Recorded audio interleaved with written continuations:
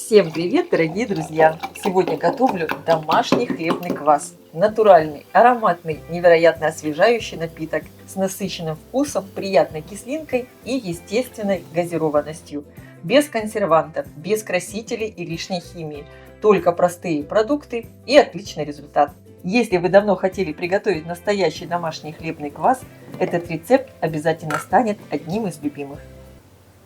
Ну и, конечно, для приготовления хлебного кваса понадобится хлеб, обязательно ржаной. Можно использовать любой ржаной хлеб, типа бородинский или обычный ржаной. У меня вот такой ржаной хлеб, я его пеку дома сама. Кстати, если вы хотите узнать рецепт такого хлеба, обязательно пишите об этом в комментариях. Здесь у меня сухарики. Хлеб я разрезала на кусочки и подсушила в духовке. При температуре 200 градусов сушила хлеб примерно 20-25 минут. Можно даже подсушить, чтобы были такие легкие подпаленки. Здесь у меня сухариков 300 граммов. Но самое главное, его не перепалить, чтобы потом квас не горчил. Сухарики я перекладываю в банку. Я использую довольно много сухариков. Хочу, чтобы квас получился такой насыщенный. Сейчас мы делаем так называемую закваску.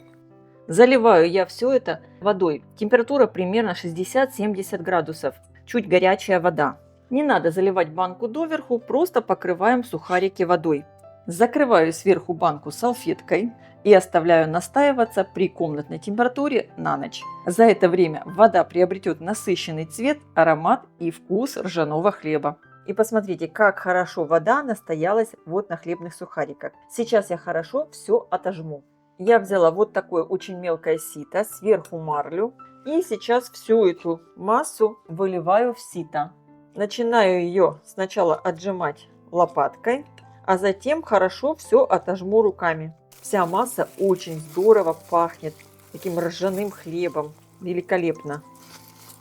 Переливаю полученную жидкость обратно в банку. Можно это сделать опять-таки через марлю. Теперь в банку я всыпаю сахар. У меня, кстати, 3-литровая банка. Сахара я беру 150 граммов. Добавляю изюм. Здесь у меня где-то штук 15 изюма. Хорошо перемешиваю, чтобы растворился сахар. И вливаю воду. Вода у меня теплая, примерно градусов 50. Я не доливаю банку до конца. Немного оставляю. И теперь добавлю буквально щепоточку дрожжей. Не надо много. Это даже меньше, чем 1 грамм. Посмотрите. Дрожжей совсем чуть-чуть. И перемешиваю. Закрываю все снова салфеткой, марлей. Самое главное, чтобы не плотно. И оставляю при комнатной температуре еще примерно на 12-18 часов. Итак, друзья, мой квас уже фактически готов. Я его уже попробовала на вкус. Он просто потрясающий. Вот мне вот этой кислинки, которую сейчас квас дает, вполне достаточно. Это просто невероятно вкусно. Вообще вкус детства, когда мы покупали квас вот в этих желтых бочках. Здесь у меня, как видите, поднялся наверх изюм. Идет еще процесс брожения. Квас еще будет чуть-чуть более кисленький, так как еще он у меня будет стоять в бутылках.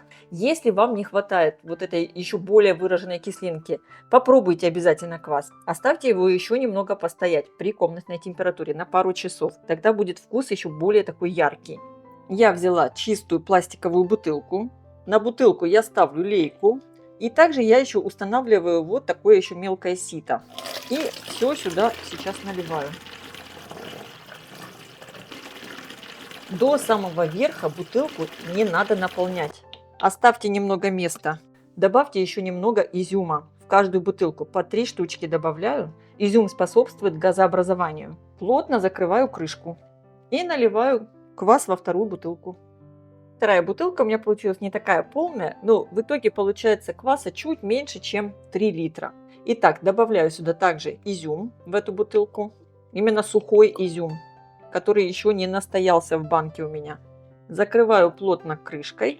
И теперь эти бутылки с квасом я оставляю еще при комнатной температуре где-то примерно 8 часов. Я буду смотреть по бутылкам. Они должны стать очень плотными, то есть внутри должен образоваться газ. Вот видите, сейчас эти бутылки, они такие мягкие. Ждем, когда они полностью вот наполнятся газом.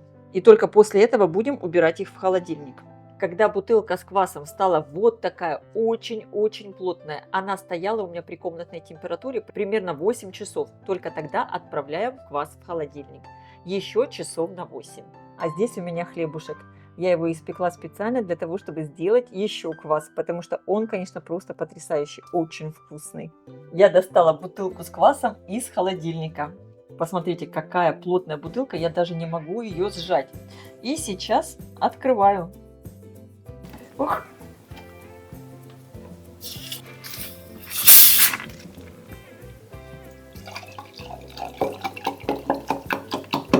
Вот такой игристый квас получился. Ну как же это здорово!